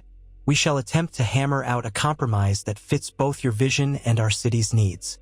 A breath of relief coursed through Daenerys, but she kept her composure. I thank you for your willingness, Lord Hightower. This is a step toward unity rather than further war. As they talked details, what portion of taxes would fund city defenses, how councils would be elected, Daenerys found herself both encouraged and wary. Lord Hightower was no fool. He would protect his family's influence as much as possible. But if they could reach a genuine agreement, it would stand as a crucial example for all of Westeros. Perhaps the realm did not need to drown in dragonfire. Perhaps Daenerys could prove she was not here simply to burn away the old order, but to shape something fairer in its place. The days stretched into a week of intense negotiation. Seated in a lavish meeting hall at the base of the High Tower, Daenerys, Tyrion, and Missandei convened with city guildmasters, septons, lesser lords, and select peasants from farmland near Old Town. Grey Worm maintained a respectful guard presence, while Dothraki roamed outside the walls to discourage any attempt by rebellious lords to seize the moment. Tension rippled daily through these discussions. The lesser lords grumbled about losing their feudal privileges, while the guildmasters fretted about disruptions to trade. Yet the peasants spoke openly of their desire for fairer wages and the ability to move freely without fear of retribution. Amid this swirl of debate, the Citadel's influence loomed quietly.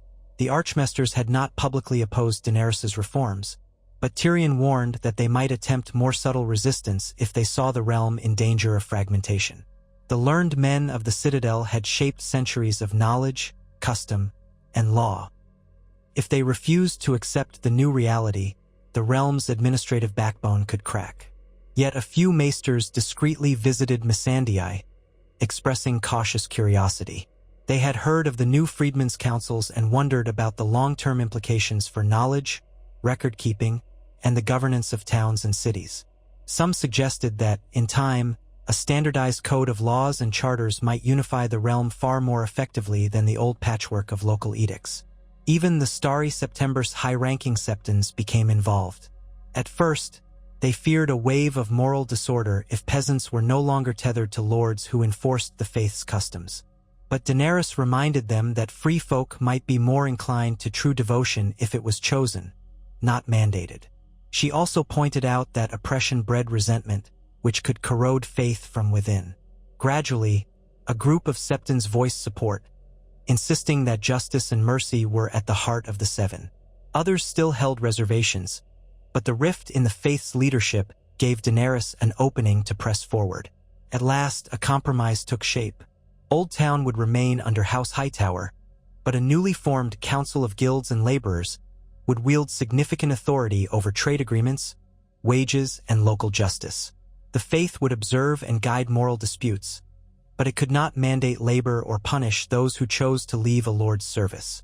A moderate tax would be collected to maintain city defenses, sponsor charitable works by the Starry September, and ensure the roads remained safe for merchants.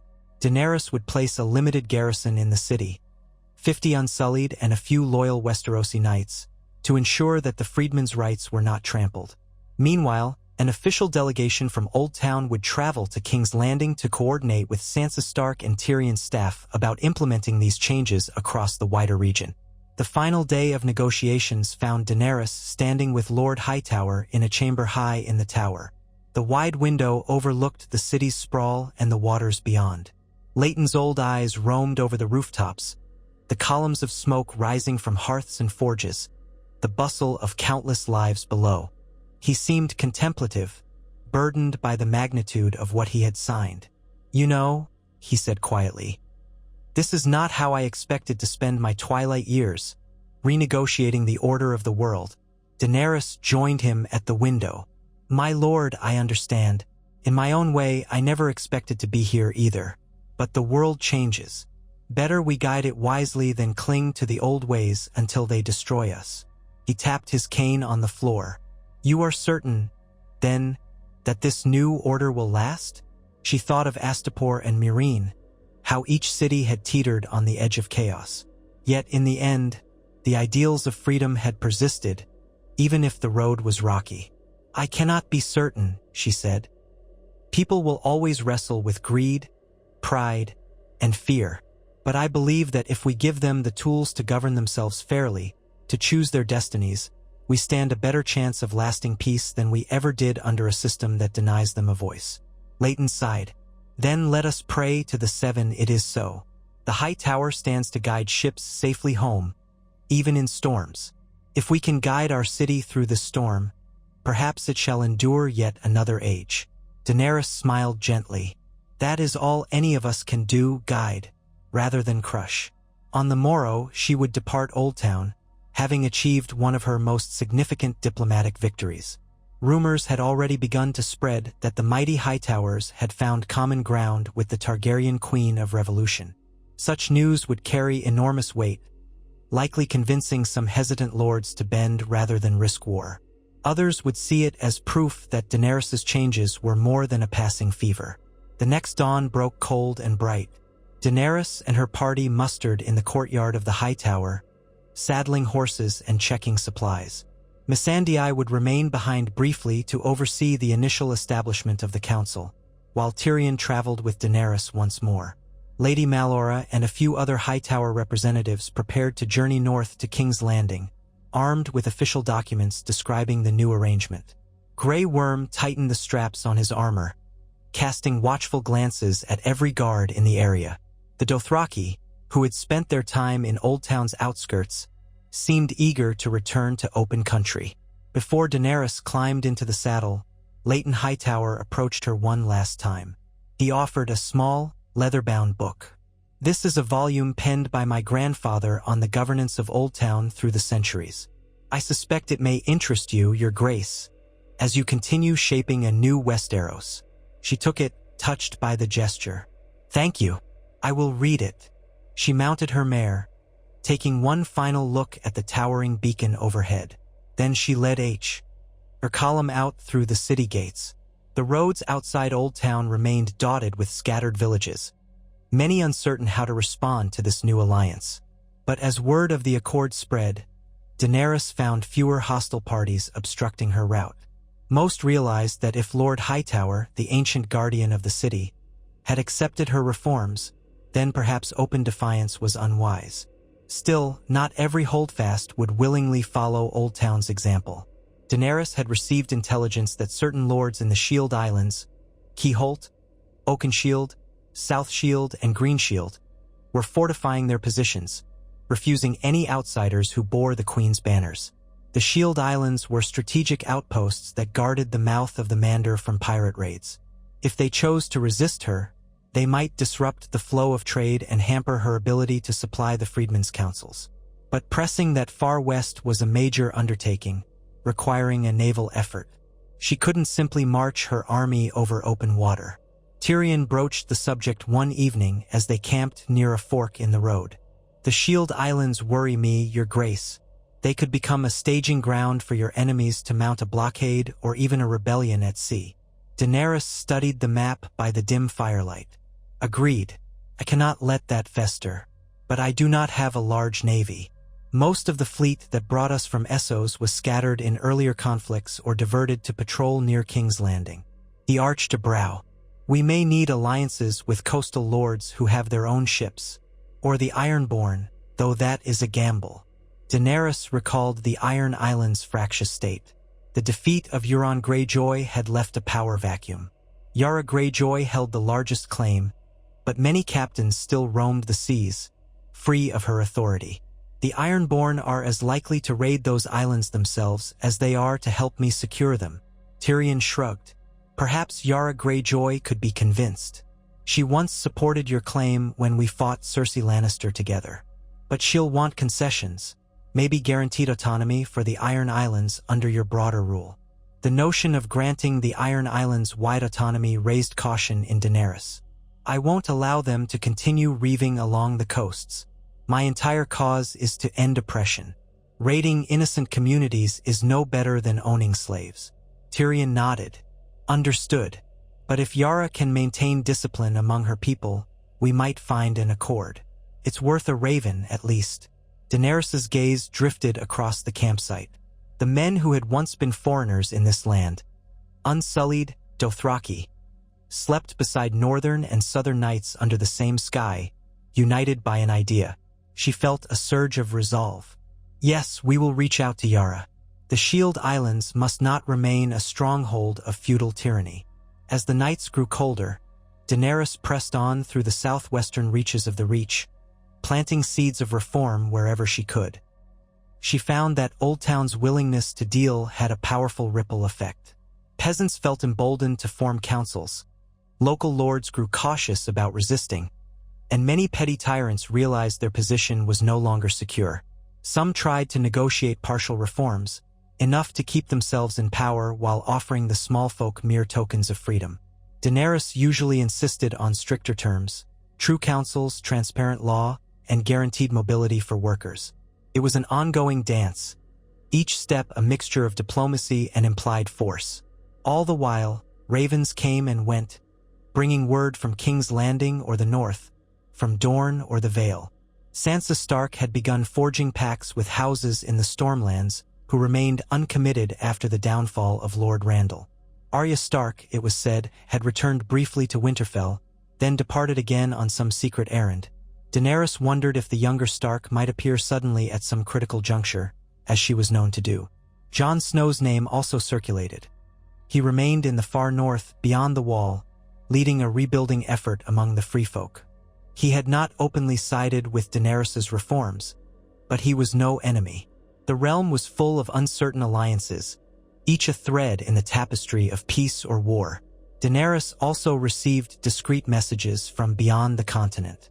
The city-states of Essos watched her progress with fascination. Some lamented the damage to trade caused by the unrest in Westeros, while others saw an opportunity to import new goods from a reformed realm. Her one-time allies in Meereen hoped Westeros might come to mirror the partial democracy she had nurtured there. The message from Dario Naharis, still overseeing the remnants of her rule in the east, was brief. The breaker of chains must break them all, or else they will only be replaced. Ride well, my queen. She held the parchment in her hands one starry night, recalling the flamboyant Sellsword's grin and his wily devotion. He had stayed behind so she could pursue her destiny in Westeros. Now she wondered if he would recognize her, changed by these trials. Still, his words braced her. Break them all, or they will only be replaced. At length, she decided it was time to turn north again, back toward King's Landing, ensuring that the freedmen's councils across the Reach had enough structure to sustain themselves.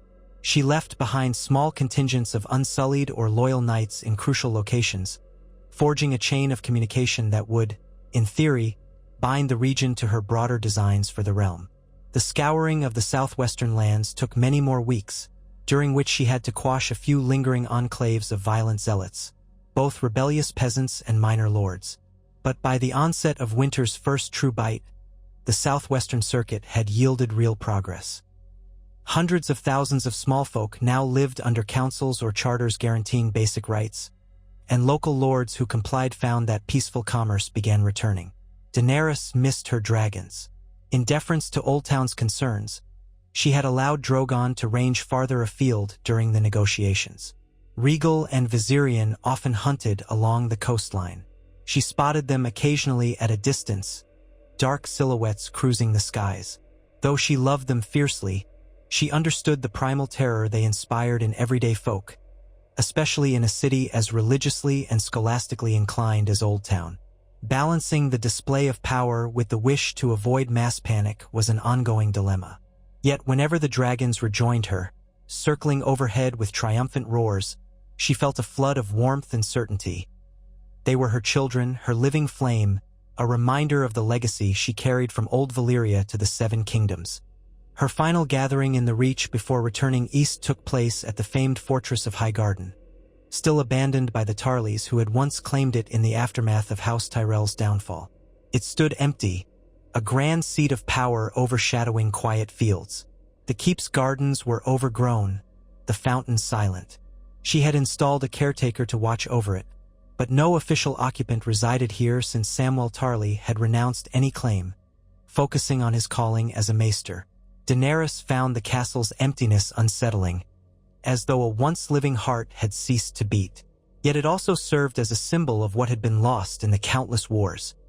Proud lines of inheritance, old alliances, traditions both glorious and oppressive.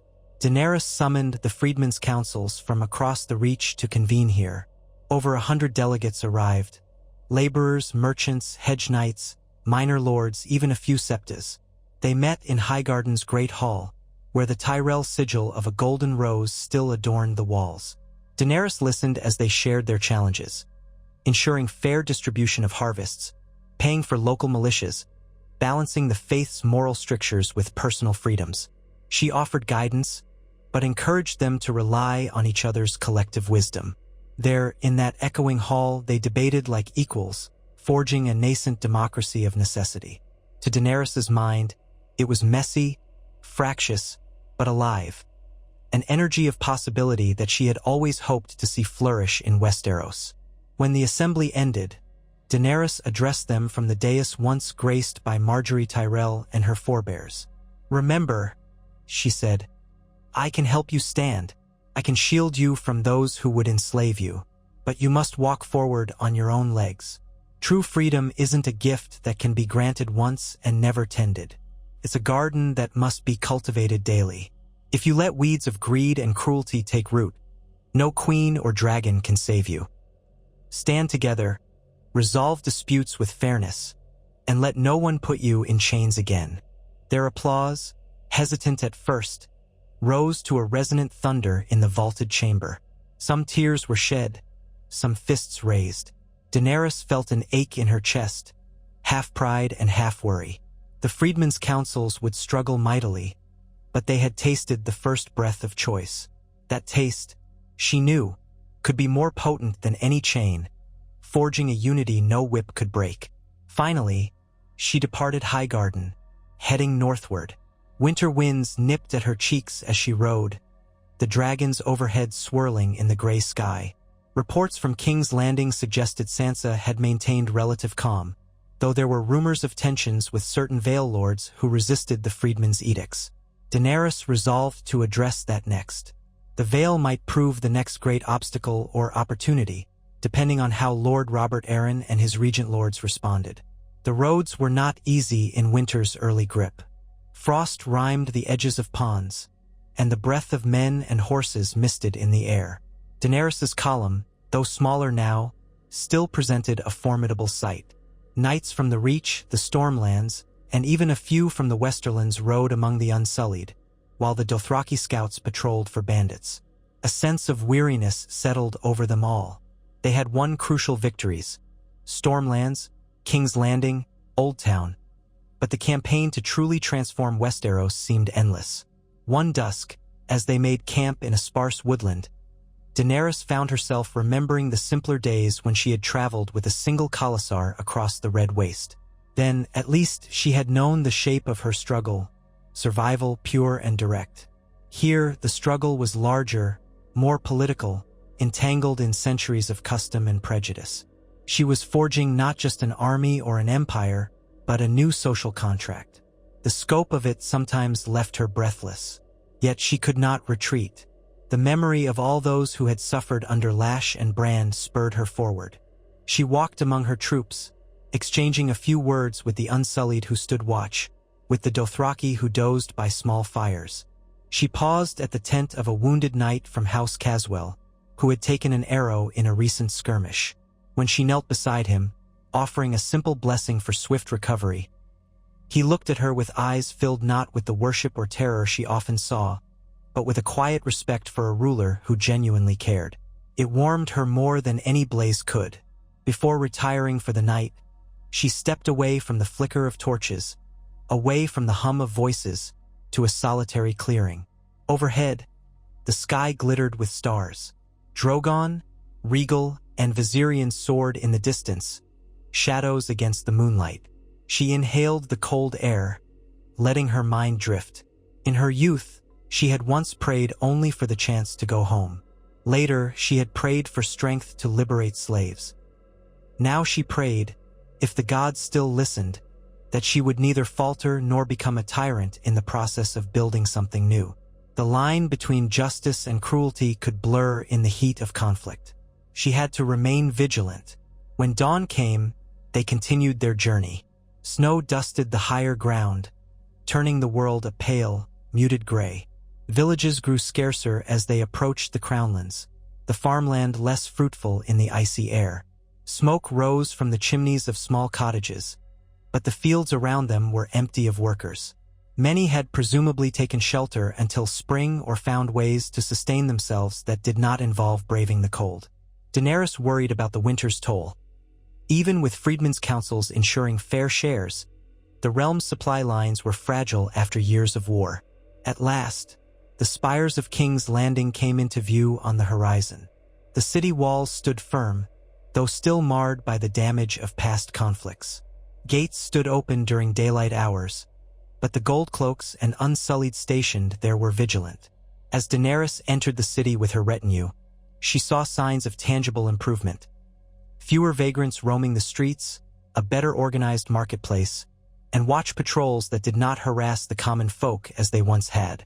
The changes were subtle, but in a city as vast and volatile as King's Landing, subtlety was a triumph. Sansa Stark awaited her in the Red Keep's throne room, where scaffolding indicated ongoing repairs. The two women greeted each other with a curt bow of mutual respect. Sansa's northern retinue stood behind her, and Daenerys recognized the battered sigils of houses that once resisted her. Now they carried themselves with a mixture of caution and acceptance, perhaps seeing that the Queen's rule was not the tyranny they had feared. "You have been busy, Your Grace," Sansa said, her voice neutral but not unfriendly. "We've heard of Old Town's accord and the Freedmen's Councils spreading across the Reach." Daenerys inclined her head. "It has been a hard road. How fares the capital?" Sansa's lips curved slightly. We've made progress. Flea Bottom is less chaotic, thanks to stricter enforcement of fair wages. We established a council of merchants, and a handful of the lesser lords begrudgingly attend. I've had to quell some disputes with the Vale, though. Lord Robert Arryn's regent, Lord Royce, seems wary of losing feudal privileges. He's demanded a private audience with you. Daenerys glanced around the partially restored throne room. Workers hammered at broken columns, their echoing strikes resonating through the hall. Perfect metaphor, she thought, for a realm in reconstruction. Then we'll grant him that audience. I've come too far to watch the Vale unravel into civil war. In the days that followed, Daenerys settled back into the routine of ruling from the capital. She found it almost surreal. The Red Keep had once been a place of fear and heartbreak for her ancestors, a seat of power that could corrupt even the noblest. Now, with Sansa at her side, Tyrion managing day-to-day tasks, and Grey Worm ensuring the Goldcloak's loyalty, Daenerys tried to forge a sense of unity among the swirl of conflicting interests. Lord Royce soon arrived from the Vale, wearing a thick fur cloak to ward off the southern chill. He was a tall, broad man with a stern face etched by years of war. He bowed, but not deeply, and wasted little time on pleasantries. "Your Grace, my loyalty to House Arryn is unwavering. Young Robert remains the rightful lord of the Eyrie. We respect your reign, but the Vale's traditions must be honored." Daenerys gestured for him to speak plainly. "You fear the Freedmen's Councils will undermine your house's authority?" Royce's jaw tightened. "It is not mere fear. We have seen how quickly lords lose their seats elsewhere. Our people are content enough, so we do not see the need for these radical changes. We do not whip peasants, we do not starve them in winter. The Vale has ever been more just than certain other parts of the realm." Sansa interjected. "That may be, Lord Royce, but can you guarantee that all lesser lords in the Vale treat their small folk so well? And even if so, do they allow peasants to leave if they wish? Do they pay fair wages or taxes?" Royce's gaze flicked to Sansa, then back to Daenerys. "Most do, and if any do not, we can address it internally. We needn't tear down an entire system that keeps the Vale stable." Daenerys's voice was level. "I do not want to tear down everything that works, but I will not allow anyone in the Vale to be bound against their will.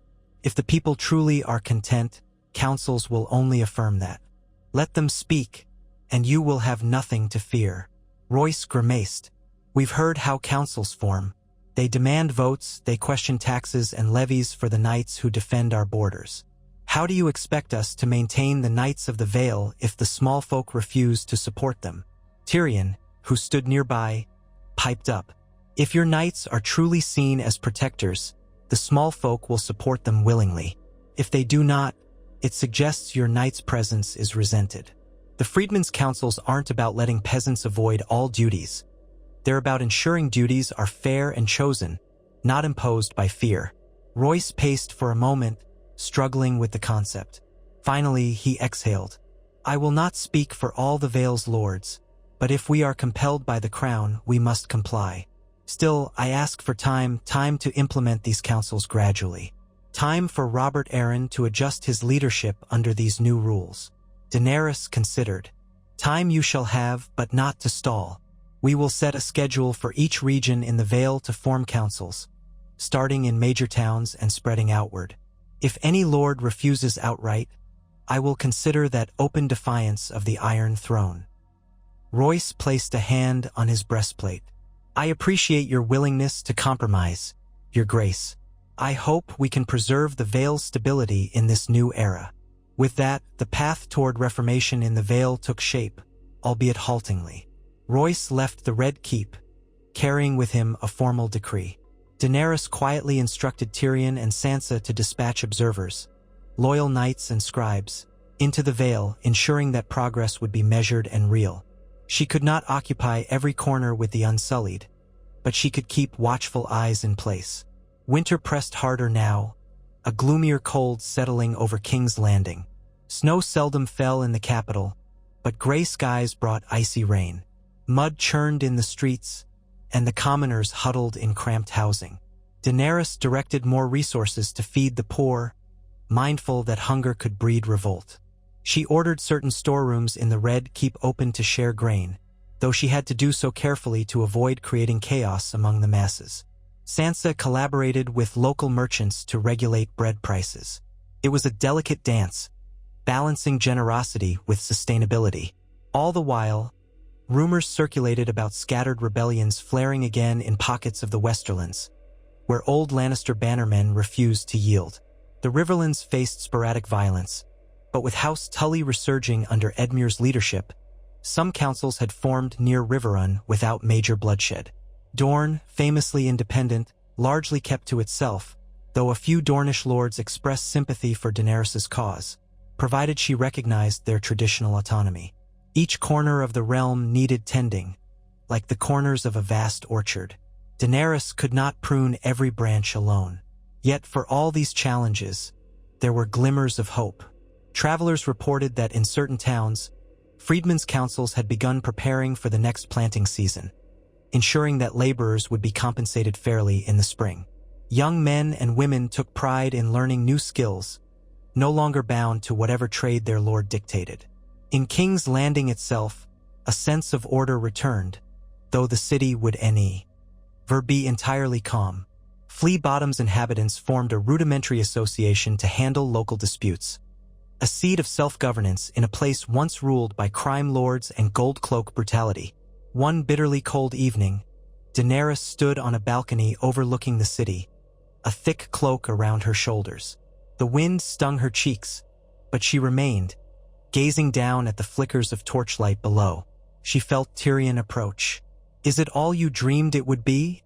he asked quietly. She let out a visible breath in the cold air. "Parts of it, yes. Other parts. I never imagined how many corners of society need rebuilding. I saw the slaves in Essos and knew that was wrong. I see the bound peasants here, and it's the same evil in different garb. But unraveling feudal ties is more complicated than smashing chains in a public square." Tyrion tucked his hands into his sleeves. "You're forging a new shape for Westeros. That was never going to be simple, and despite all the hardship, you've made astonishing headway. Old Town stands with you. King's Landing stands with you. The Stormlands, the Reach, the Vale, all are bending to your reforms, if grudgingly." She turned to him. "And the cost? How many have died in the revolts, or in fighting rebellious lords, or from the chaos of transition?" His expression flickered with sympathy. "Yes, there has been bloodshed, but how many more would have died slowly under lords who worked them to the bone? How many children would have grown up believing they were property? If you weigh it all, the scales tilt in favor of the new world you're building." She nodded, her heart heavy. "Then let us hope the realm will embrace that world fully, so the bloodshed ends." Soon, she would call a grand convocation, inviting lords, councils, the faith, even the maesters, to finalize a framework for a new governance that recognized freedmen's rights across all 7 kingdoms. She wanted to see representatives from Dorne, from the Iron Islands, from the north, and from every corner in between. Whether such an assembly could truly hammer out a stable constitution was uncertain, but it was the clearest path to lasting peace. For now, she stood with Tyrion, looking out over King's Landing, aware that the city's fate mirrored the realm's. If it could transform from a viper's nest of tyranny into a place where freedmen's councils and lawful equity flourished, then perhaps the rest of Westeros could follow. And if not, she shivered at the thought. No, she would not allow it to fail. Not after all this sacrifice. Not with the ghosts of Essos and the dreams of this land urging her onward. Night deepened, and the stars seemed faint through the winter haze. Daenerys closed her eyes, recalling the roar of dragons, the cheers of liberated people in Meereen, the solemn pledges of peasants in the Crownlands, the uncertain hope in Old Town. She could almost feel the pulses of a realm that had finally tasted the possibility of freedom. Her mother once told her, in a half-remembered lullaby, that Targaryens were chosen to remake the world with fire in their blood. Perhaps it was myth, perhaps it was destiny. Either way, Daenerys Targaryen stood ready to finish what she had begun. She opened her eyes. The breeze tugged at her silver braid. "Come, Lord Tyrion," she said softly. "We have councils to build, alliances to forge, and a realm to protect from its own worst impulses. Let us ensure that no child ever again is born into a life shackled by fear." Tyrion inclined his head. "After you, your grace." Together, they left the balcony and walked into the Red Keep's torchlit corridors, the echo of their footsteps mingling with the distant hum of a city uncertain yet hopeful. Winter's chill could not extinguish the flame of change Daenerys carried. She would nurture it, feed it with law and justice, until it caught across the realm like dragonfire, swift and inescapable, yet bringing warmth and light where darkness had reigned too long.